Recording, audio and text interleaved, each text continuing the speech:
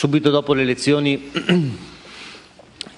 politiche, le sue dichiarazioni sono state molto positive e hanno introdotto il Paese in una fase di coabitazione. Lei ha parlato adesso di un piano di coabitazione, noi abbiamo preso atto di alcune decisioni sconcertanti da parte del Governo nelle ultime settimane, negli ultimi mesi.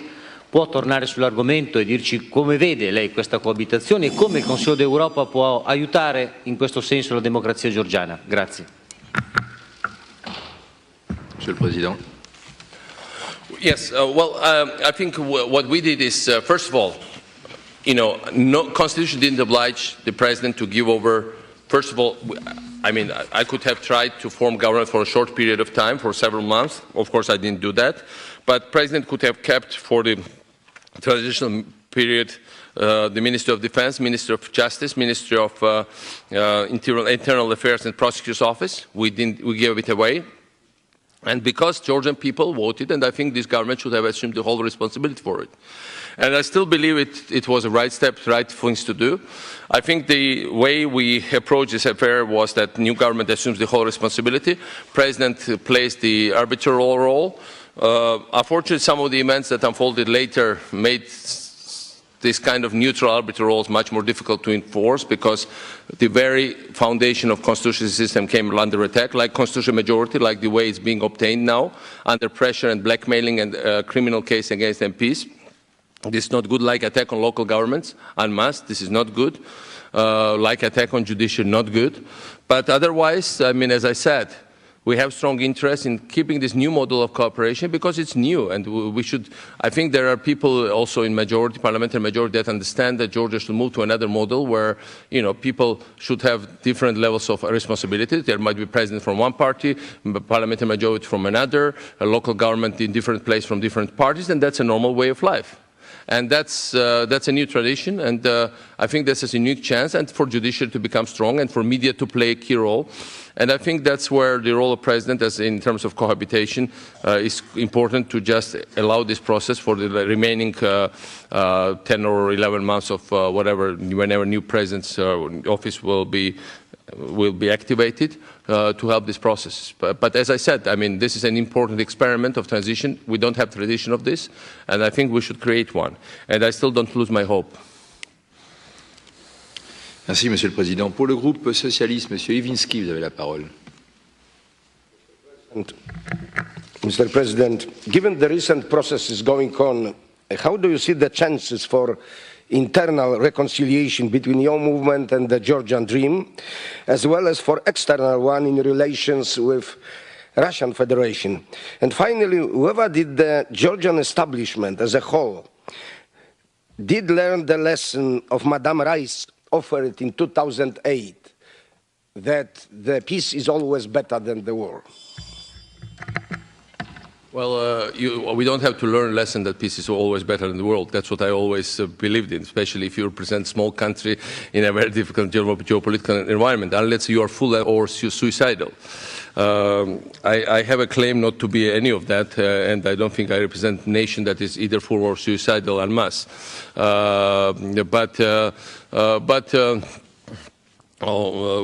With regard to, it's not about reconciliation of the parties. I think what we should keep in place is coherent political system that allows all different things to be voiced, independent judiciary, independent media, and checks and balances that allows things not to go out of control, even if people despise each other or lambast each other. That's not my, that's not my choice of things to do.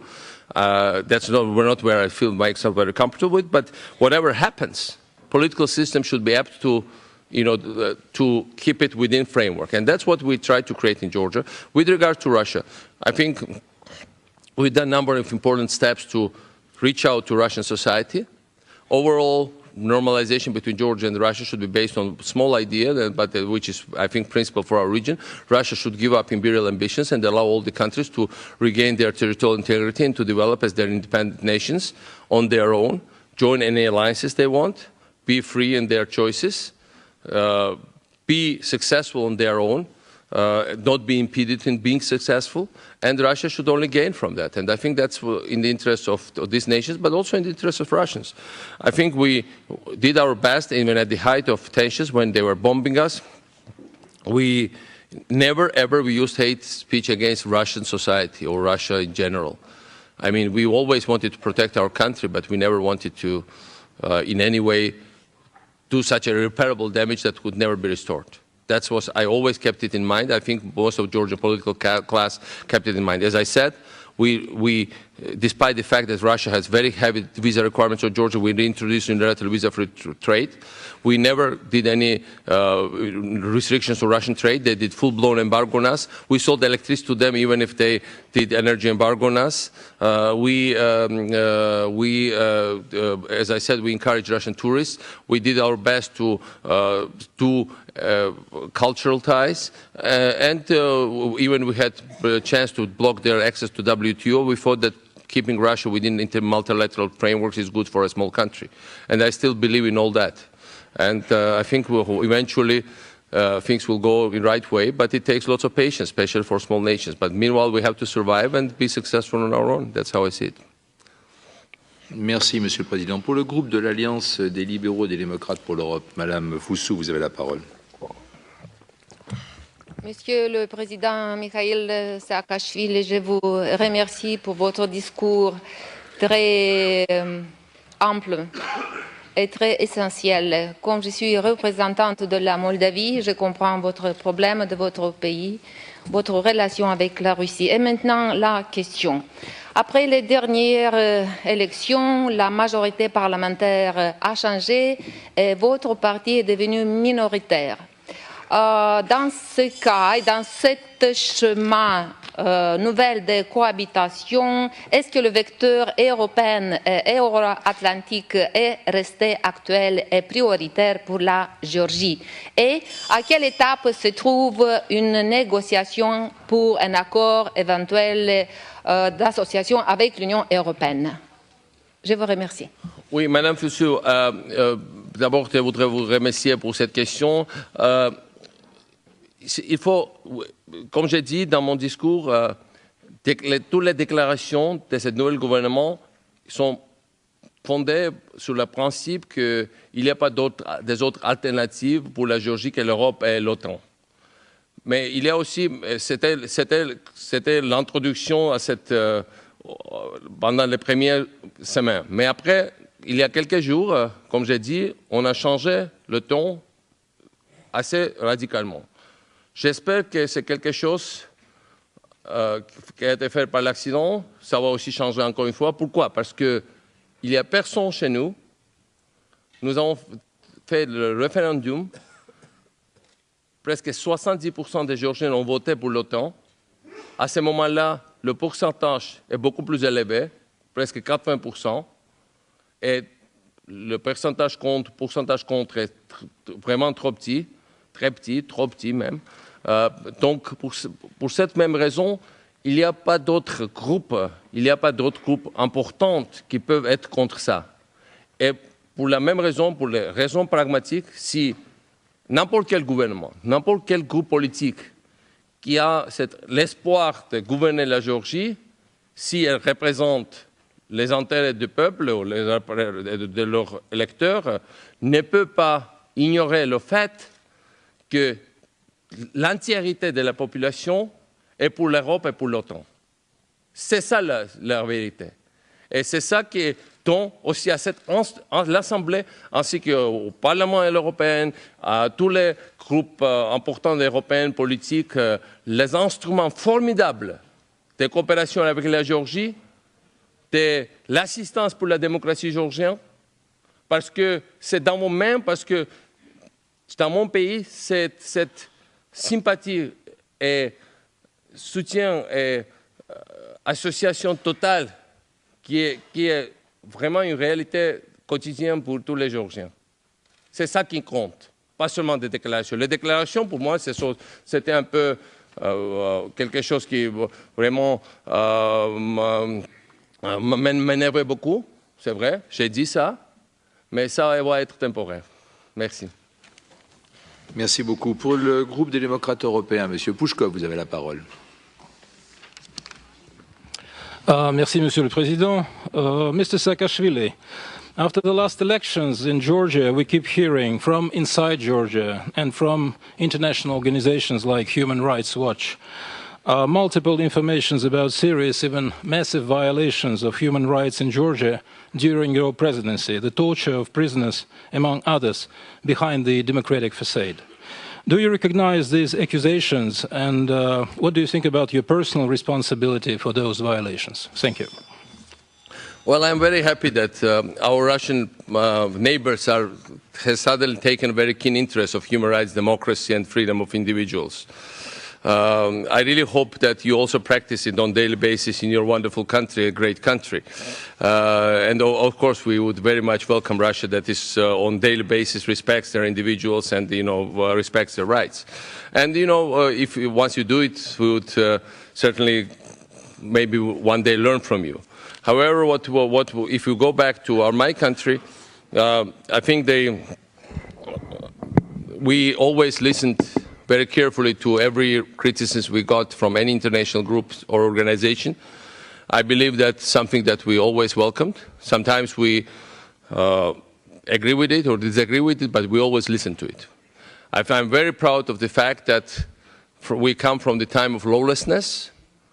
We come from the place which was one of the most criminalized in Europe, one of the most lawless in Europe. According to the European Union, Georgia has become the safest country in Europe, 5 times less crime rate, by the way, than in Russia, just as a small parallel. We have become, in terms of corruption, the least corrupt country in Europe. And according to Transparency International, I think the last figure was like, 80 places ahead of Russia. We have, in terms of doing business environment, Russia is 139, Georgia was 9th. These are international organizations. This is not me telling you what I believe it is, but these are benchmarks. In the small countries, for small countries, they matter. I guess you are a big country, for you they don't really matter. So, and that's, I think, one of the reasons why some people would have rejoiced it. And I know there are lots of Russians who were, congratulating us on that. Some people were getting nervous because of that. But, it's a matter of choices and priorities. But otherwise, as I said, we would be working further. We would share this experience with you. And thank you for asking this question. Monsieur Cox, vous avez la parole. Mr. President, let me start by thanking you for being the one, as far as I know, the one who started the spontaneous question and answer debate of the Assembly with heads of states of government. You started and they all followed, and we appreciate that very much.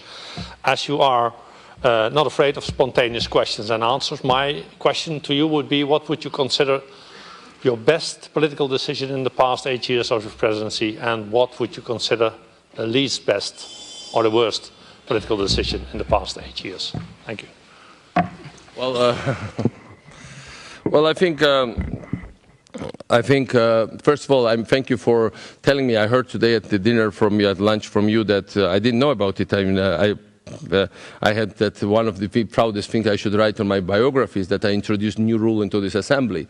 That after my last speech, somebody said at the bureau that after Saakashvili asked for spontaneous questions, since then nobody had to write the questions in before, because when I was member of the assembly, I had to write before the questions what I had to ask. So if I allowed this to save some ink here, that's a great honor for me, and that's something that, thank you for telling me that that's what happened. But I think one of the best decisions I took was the decision I took during elections in October, 1st of October, to immediately, without any delay after exit polls, within a few minutes to recognize the results. Usually, nobody did it in Georgian true history before, neither opposition nor the government. Even if the government usually won the elections. There was one before Rosa Revolution that didn't. And I didn't hesitate. And I have to tell you, I didn't consult anybody, not even my closest friends. And I think and I did it because I thought that that was the right thing to do, and that was, and when I did it, I did it in a very upbeat and optimistic mood for the future of the country. I have to say, I wasn't optimistic about the government that was coming in. I was very pessimistic, but I was optimistic about the country and about the experience they would gain from that government about which I was pessimistic. That was my instinct. About the worst decisions, if I start mentioning them, it was a very long list, and I don't want to burden them with those ones. So maybe I'll think more about that. Merci beaucoup, Monsieur le Président. Madame Gundes-Bakir. Mr. Saakashvili, you moved Georgia on a path towards democracy, economic liberalization, and Euro-Atlantic integration. But given Mr. Ivanishvili's close links to Russia, is it likely that Georgia will now follow a different path? Will Georgia move away from the Western Bloc or move away from the Euro-Atlantic integration? I'm asking this question with regard to the government, not with regard to the people of Georgia. And do you expect political instability or an autocratic government in the near future in Georgia? Thank you very much. Well, as I said, we should keep in place democratic framework. That's what really matters. We should keep independent judiciary, which is under attack right now as we speak, because we have the government members like ministers, others who call, say, chairman of Supreme Court criminal on daily basis. And he's everything but criminal. And they just initiated, by the way, a Maoist law in the Georgian parliament that would replace courts by so-called jury, but the defendant would not have the right to choose whether to face jury or not. That was the proposal. I don't know whether it will be finally voted or not. And we've seen what these mobs look like, because they attack from time to time on a daily basis our local government, and I know what they look like. And the same people that attack local governments with sticks, with other things in their hands, they will be given right to try political figures, and that's what they said, that political figures should be tried by them. They will be nominated by prosecutors, and the government and the defendant will not have right to choose between them and professional judge. The only case I know like that is Cultural Revolution in China in the 50s and 60s. That was one of the proposals we got. Now, if you create such proposals, then there is a problem, yes. But I think this is, hopefully it will not pass. Hopefully there will be people who understand that this will lead to absolute madness. Hopefully they will understand that calling Chief Justice, who has a totally untainted reputation, highly respected figure in Georgia, criminal every night, is an absolute madness in the responsible. Hopefully menacing every single government official with arrest every night on television is, to say the least, unserious, or former government official.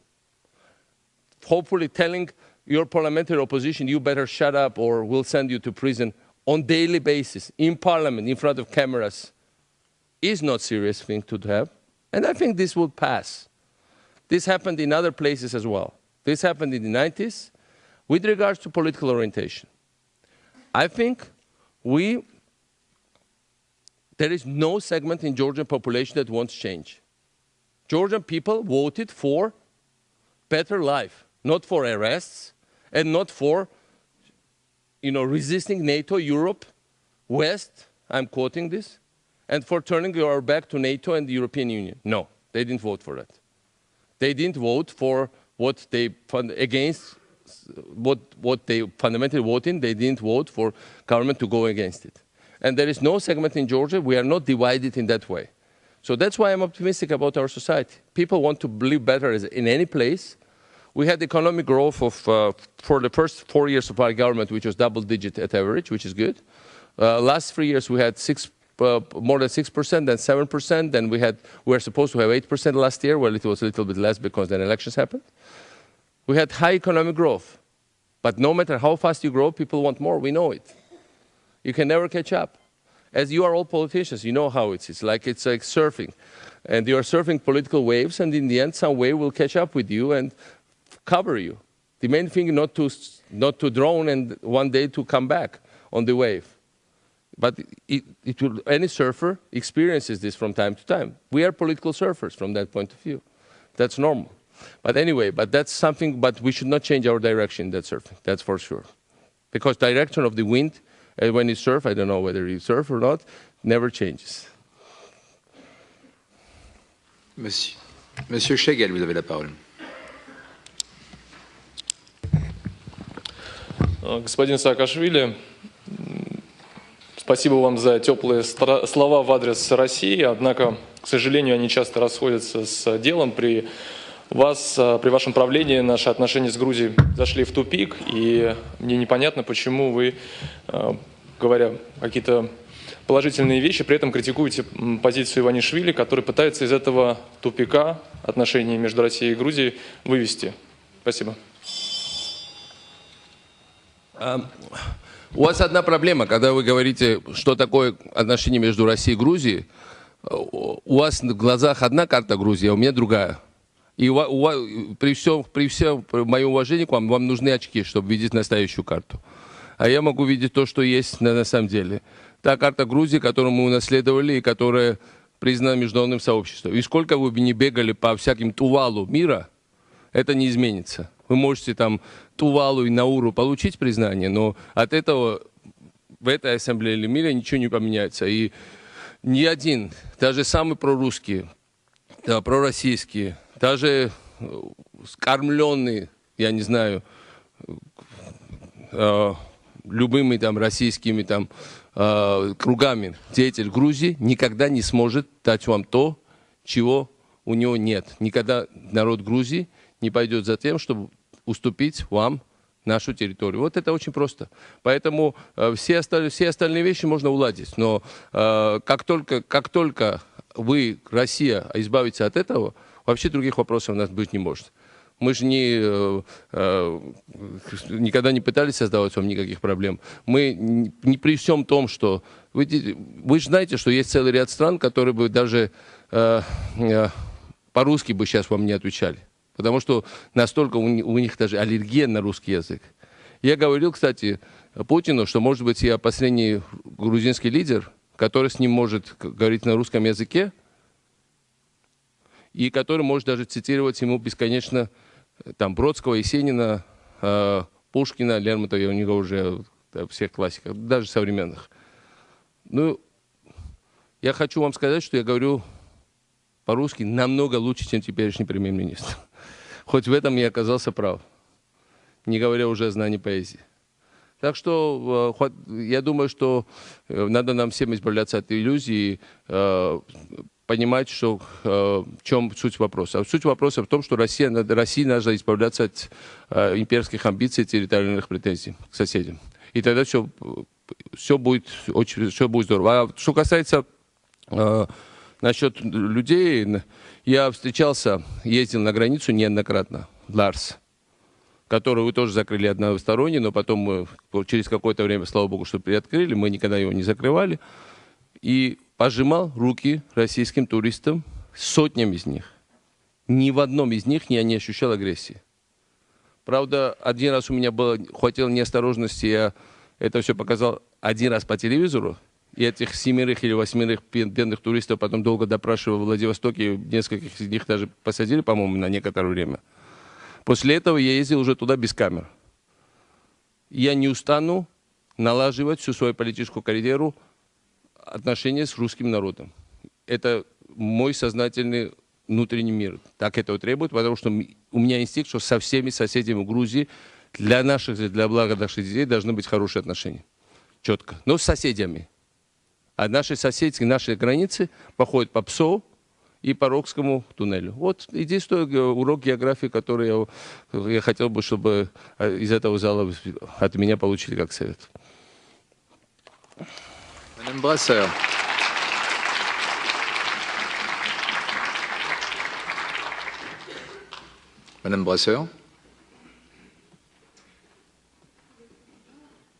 Je voulais vous poser une question sur les divergences de vues entre la nouvelle majorité et vous en ce qui concerne les relations internationales, mais je crois que vous y avez amplement répondu.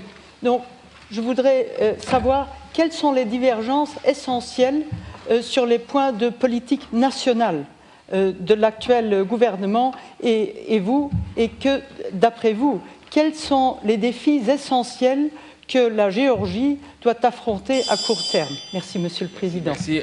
Avec votre permission, Madame, je vais répondre en anglais parce qu'il y a eu des problèmes avec la traduction de français. I think when I was asked by Georgian people before elections, I was seeing clearly as I see it. And I was seeing it the same way, that I thought that new government promised people to bring them big elements, essential elements of the past. And they were telling them that whatever happened in the last 8 years was bad, the reforms were bad, and what was before was good. I was telling them what was before was bad, and what was happening after was not ideal, but we were going in the right direction, and we should have moved on. That's the essential difference. We advised our people not to risk to go to the past because there was nothing nice left in the past. So we are right now reliving through this experiment of going through some kind of experience of reliving the past.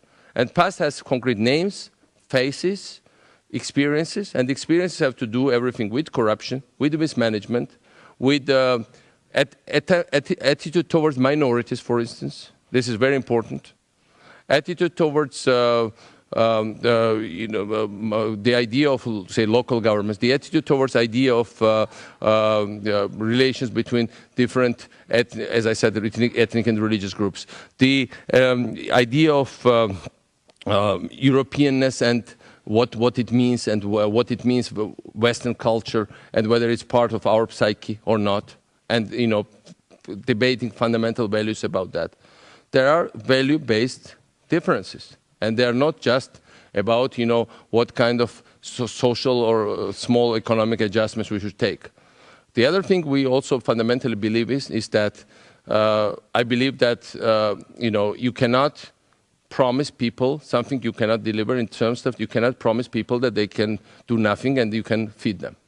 It hasn't happened anywhere. It will not happen in Georgia. It will be a big myth. And we will relive through the existence of this myth. I think what our people will understand through this experience is the following.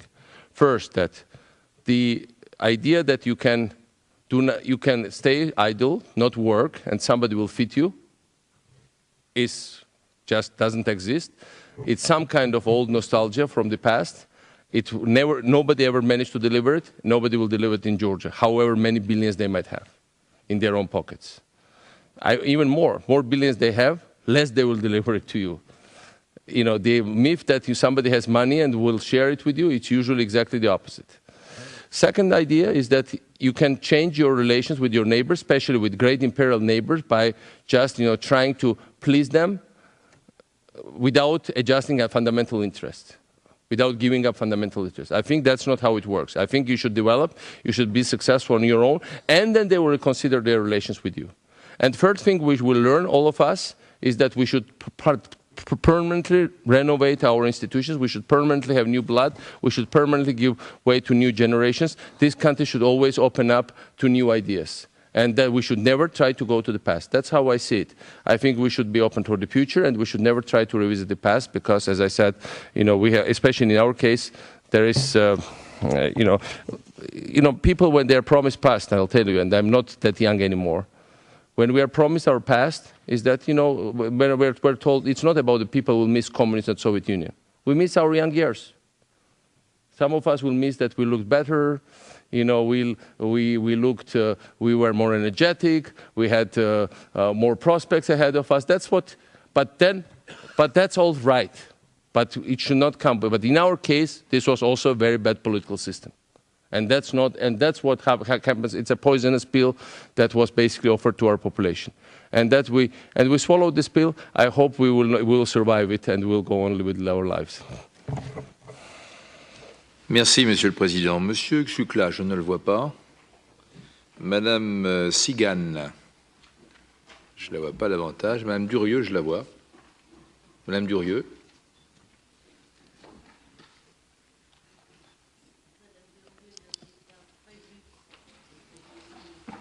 Je voudrais saluer notre ancien collègue du Conseil de l'Europe. Nous avons fait un large chemin ensemble. Je voudrais vous dire qu'effectivement, ici, les avis sont partagés. Et quelque part, je souhaiterais qu'au niveau de ce Conseil de l'Europe, on garde fondamentalement dans nos principes le respect de la souveraineté et de l'intégrité d'un État. Par conséquent, c'est un appel à une solution pacifique entre les deux pays. Merci beaucoup. Merci.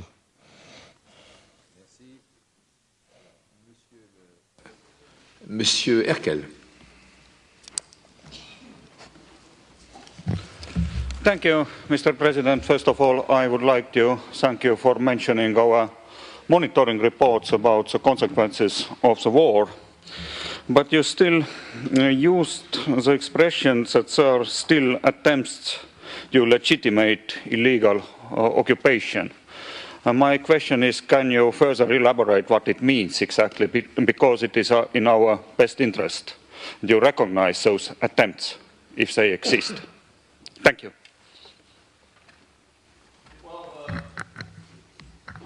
What the attempts mean to legitimize it? That's what I understood. Well, as I said, they're going around. Their last ally in legitimizing it, Hugo Chavez, is not in good health. That were their last hope in the Americas, our Russian neighbors.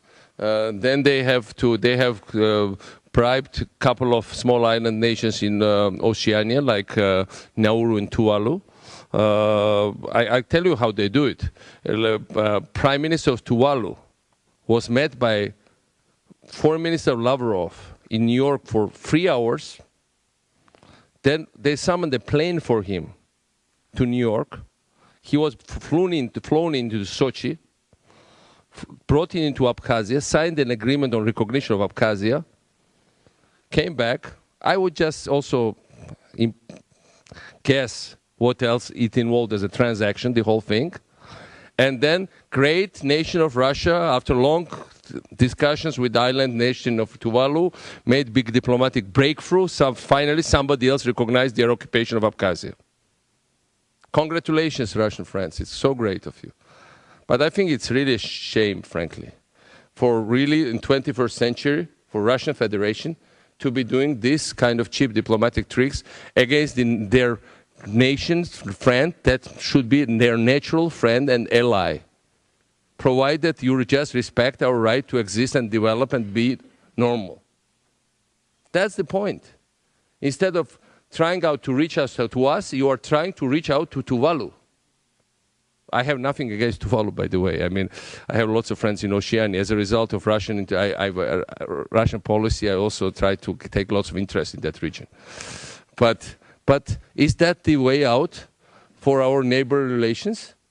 Is that the way how you are trying to pursue your foreign policy goals? And I think that's exactly the thing that we are trying to change. I think eventually, once Georgia develops further, and I have to say, I mean, Dmitry Medvedev, twice during 1 week, last year, said once, he said, yeah, we have to imitate Georgia. First he said, yeah, I absolutely hate Saakashvili, but we have to acknowledge he did some amazing reforms. We have to learn from them. And second time he said, I would like to learn from them, but, we are too big, they are too small, and, it's really impossible for Russia. We cannot really do it.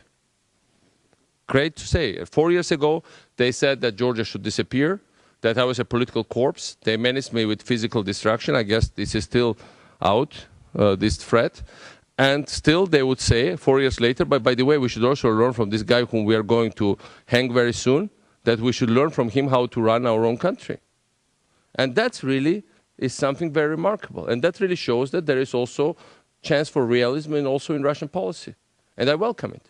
I welcome it, and I hope that it will grow, and it will, no matter who will be in government in Georgia, and by the way, who will be president, or by the way, I mean, who will be in government in Russia, and who will be president of Russia in the future, our peoples will find their common language based on their interests and not talk through different island nations that are far away.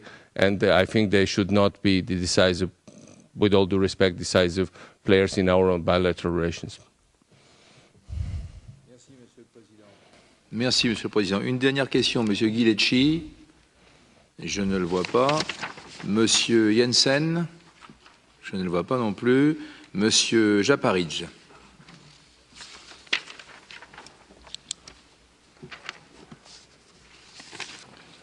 Thank you, Mr. President. Mr. President Saakashvili, do you seriously think that the current Georgian government is surrendering to Russia or saying no to our European aspirations? And if so, why, and what are the facts on the ground? Thank you. I don't seriously think. I think what I don't even think. I hear what I hear, and then when I hear it, and then I start to think. And the point here is that what I heard, and I don't have to repeat it at length, but what I heard is that we managed to resist the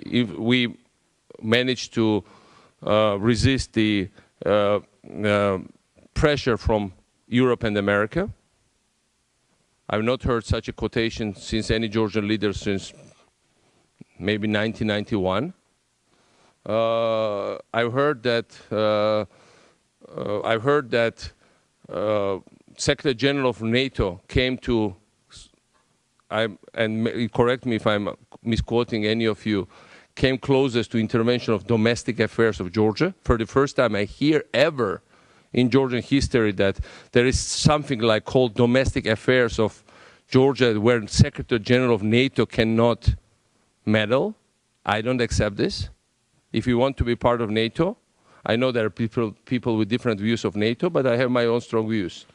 If you want to go there, you accept friendly criticism, at least listen to it, and at least don't openly object to it. This has its price, and it clearly resonates with sovereign democracy notion of another country.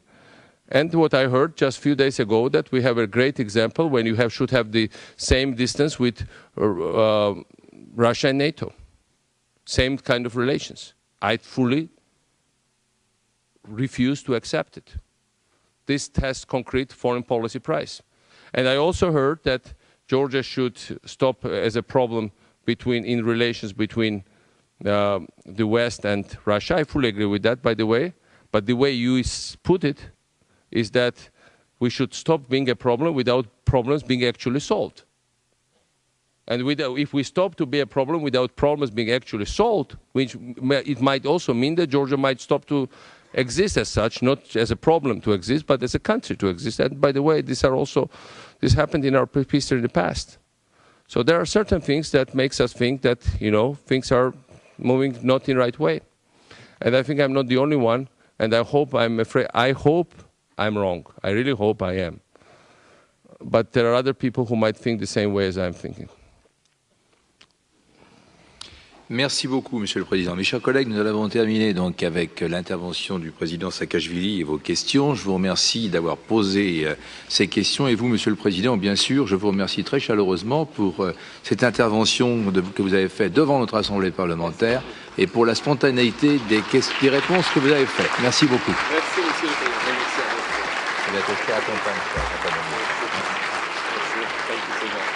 Merci.